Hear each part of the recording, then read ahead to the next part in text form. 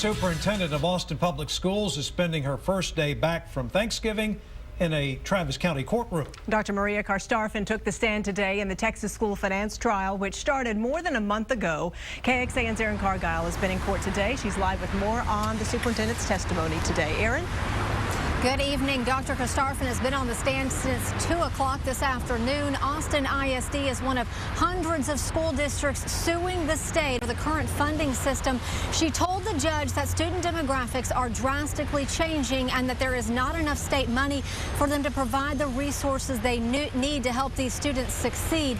Now, Dr. Karstafen says about 60% of Austin students are Hispanic, about 64% are economically disadvantaged, which is more than 55,000 students. That's 14,000 more low-income kids than 10 years ago. And for nearly 30% of students, English is not their first language. In addition to that, 30% of students are mobile, meaning they move around a lot, either changing addresses or changing campuses during a given school year. Now, the academic expectations are the same across the board for every Austin student. The superintendent told the judge these rapidly changing numbers provide many challenges. They need more money for more remediation and recruiting and retaining strong bilingual teachers. Can we do better? I think absolutely. Making tougher decisions about better programming and things of that sort will make a difference. What I think is impossible for us to be able to do is to be able to do it with the student demographics that we have.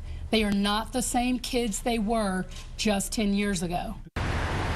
Now, court wrapped up about 5 minutes ago. The state says they do have about an hour's worth of questioning left. Now, they did question her about the potential $177 million bond proposal to improve athletic facilities.